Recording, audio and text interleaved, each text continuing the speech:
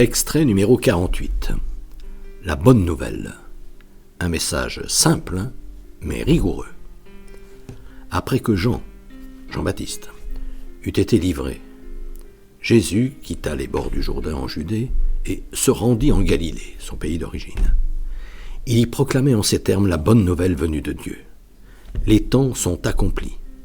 Il est l'heure de mettre toute notre confiance en Dieu, de retrouver la confiance que nous avions en nos parents quand nous étions petits-enfants. Et le royaume de Dieu est tout proche.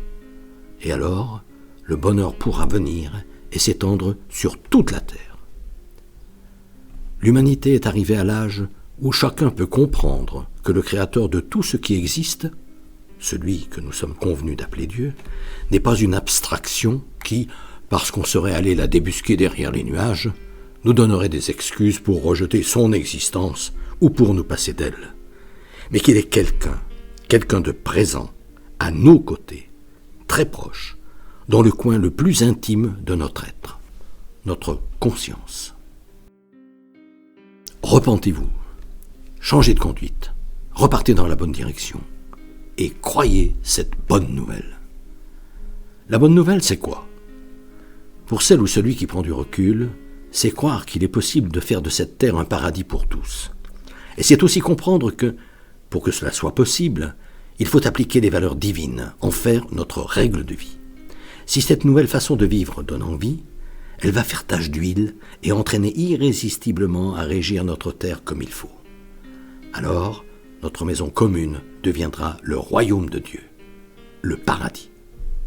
Ce qui n'a effectivement rien à voir avec réciter un credo ou pratiquer des rites, même si les religieux qui les ont inventés l'ont vraisemblablement fait pour aider leurs adeptes à se comporter conformément au message qu'initialement leur fondateur a enseigné. Et croyez. Croire, nous dit le livre de la sagesse, chapitre 12, verset 2, est en effet exigeant. C'est se détourner du mal et agir conformément à ce que veut le Créateur. Jésus est de même très clair sur ce point. Il met en garde de façon terrible celles et ceux qui oublient cette exigence. Malheur à vous, scribes, vous qui avez étudié et qui enseignez, et pharisiens hypocrites, vous que le moindre pouvoir enorgueillit et entraîne à donner l'illusion que vous êtes des gens bien, alors qu'en réalité vous manquez d'amour et de miséricorde pour votre prochain, que vous n'hésitez pas à l'exploiter sans vergogne, chez vous, dans vos commerces, dans vos usines.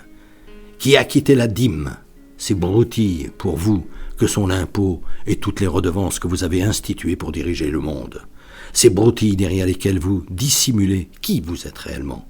Des êtres avides de posséder toujours plus, d'illusionner votre prochain selon les sacro-saintes lois du paraître et d'exercer de façon insensée les pouvoirs que vous vous êtes accaparés. Après avoir négligé les points les plus graves de la loi divine, qui sont la justice, la miséricorde et la bonne foi. Malheur à vous, qui vous employez à purifier l'extérieur de la coupe, qui privilégiez les convenances, au lieu de vous appliquer à en nettoyer l'intérieur, votre âme, la partie sacrée de votre être, qui, lui, est rempli de rapine et d'intempérance, d'exaction, de méfaits, de vol, d'adultère, de soumission à ses ennemis que sont vos instincts. Car seul un nettoyage en profondeur peut faire que l'extérieur aussi devienne propre. Ça, c'est d'après Matthieu 23, versets 25-26. Ressaisissez-vous. Mettez-vous une bonne fois pour toutes à l'écoute de ce que nous dit Dieu par l'intermédiaire de nos consciences saines. À ceci sont reconnaissables les enfants de Dieu et ceux du diable. Quiconque ne pratique pas la justice n'est pas de Dieu, ni celui qui n'aime pas son frère. Diagnostic sans pitié, que Jésus ne s'est pas contenté d'énoncer avec des paroles, mais dont il a témoigné en actes, en subissant volontairement l'infamie d'être pendu au gibet, lui, la justice divine faite homme, il a exposé aux yeux de tous les limites de la justice humaine, afin que nul ne puisse dire un jour « je ne savais pas ».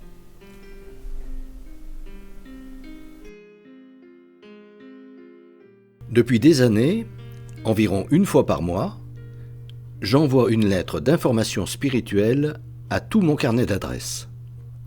Le thème du moment est, depuis janvier 2019, être chrétien, ça veut dire quoi ?